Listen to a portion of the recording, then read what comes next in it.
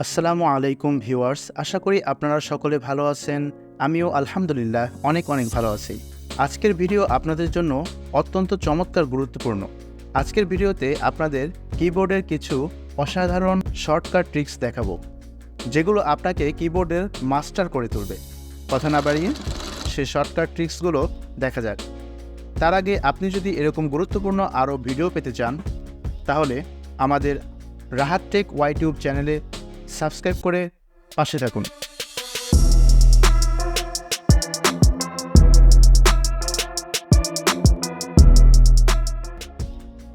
নানান প্রয়োজনে আমাদের কম্পিউটারের রান প্রোগ্রামটা চালু করতে হয়, সেটা খুব মুশকিলের ব্যাপার। সেক্ষেত্রে আপনি যেটা করবেন সেটা হলো কিবোর্ডের উইন্ডোজ বাটন চেপে ধরে আর বাটন চাপ দেবেন।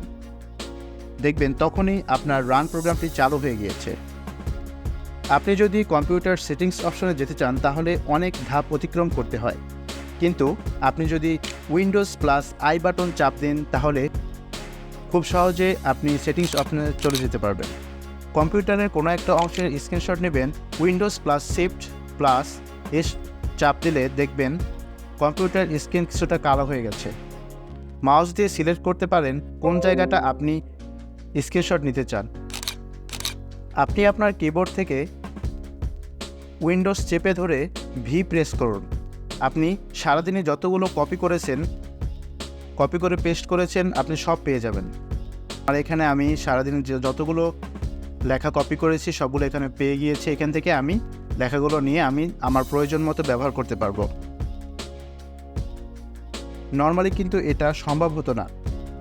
শর্টকাট ট্রিক্সটি ব্যবহার করে সহজেই করতে পারবেন এবং আপনার সময়ও অনেকটা সেভ হবে। এরপর আপনাদের জন্য কম্পিউটার কিবোর্ডের শর্টকাট অনেকগুলো ট্রিক্স রয়েছে, যেগুলো আমি মোবাইল স্ক্রিনে রেকর্ড করে রেখেছি। সর্বপ্রথম দেখা যাচ্ছে যে এখানে আমরা দেখতে পাচ্ছি যে CTRL অর্থাৎ CTRL+A ফাইলের সব কিছু সিলেক্ট করা হয়, অর্থাৎ অল সিলেক্ট। তারপরে CTRL+B সিলেক্ট করে আমরা টেক্সটকে বোল্ড করতে পারি। এরপর হচ্ছে CTRL+C সিলেক্ট করে আমরা যে কোনো কিছু কপি করতে পারি। CTRL+D ফন্ট পরিবর্তনের ডায়লগ বক্স প্রদর্শন করা। তারপর হচ্ছে CTRL+E, এটা হচ্ছে সিলেক্ট করে আমরা সিলেক্ট করা টেক্সটকে পৃষ্ঠার মাঝে নেওয়া। এরপর হচ্ছে CTRL+G নির্দিষ্ট পৃষ্ঠায় যাবার জন্য ব্যবহৃত হয়। তারপর CTRL+H রিপ্লেস ডায়লগ বক্স বের করা। CTRL+I সিলেক্ট করা টেক্সটকে ইটালিক বা বাঁকা করা। CTRL+J টেক্সট জাস্টিফাই অ্যালাইনমেন্ট করা। CTRL+K হাইপারলিঙ্ক তৈরি করা। CTRL+L টেক্সট অ্যালাইনমেন্ট করা। CTRL+M টেক্সট ডান দিকে নেওয়া। CTRL+N নতুন ডকুমেন্ট ফাইল খোলা। CTRL+O পুরাতন বা সেভ করা ফাইল খোলা। CTRL+P ডকুমেন্ট প্রিন্ট করা। CTRL+S নতুন বা পুরাতন ফাইল সেভ করা। CTRL+T ইনডেন্ট পরিবর্তন করার জন্য বাম দিকের দ্বিতীয় লাইন থেকে নির্দিষ্ট স্থান দূরে সরানো। CTRL+U টেক্সটের নিচে আন্ডারলাইন করা। CTRL+V কপি করা, যে কোনো কিছু পেস্ট করা। CTRL+W ফাইল বন্ধ করার জন্য। CTRL+X ডকুমেন্ট থেকে কিছু কাট করার জন্য। CTRL+Y রিপিট করার জন্য।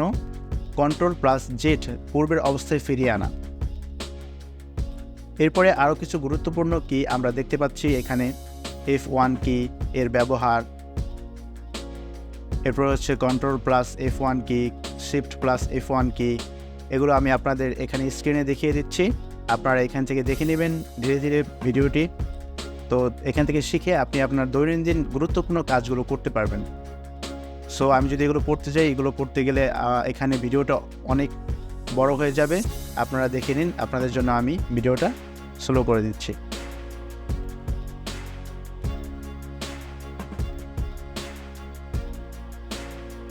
সো ভিউয়ার্স, আপনারা দেখতে পাচ্ছেন যে আমাদের কমপ্লিট যে মোবাইলের স্ক্রিনটা সেটা আপনাদের দেখিয়ে ফেললাম। তো এখান থেকে আপনারা ধীরে ধীরে সবগুলো দেখে আপনারা খুব সহজে শর্টকাট ট্রিক্সগুলো আপনি ব্যবহার করে আপনি খুব দ্রুত কম্পিউটারের মাস্টার হয়ে যেতে পারেন। এটা আপনার সময়টাকে সেভ করবে। আশা করি আপনারা বুঝতে পেরেছেন। সো ভিডিওটা ভালো লাগলে একটি লাইক করে যাবেন এবং চ্যানেলটিকে সাবস্ক্রাইব করে যাবেন, এবং কমেন্টে আপনার যদি কোনো মতামত থাকে সেটা মতামত দিয়ে যাবেন। তো ভালো থাকুন, সুস্থ থাকুন। আল্লাহ হাফেজ।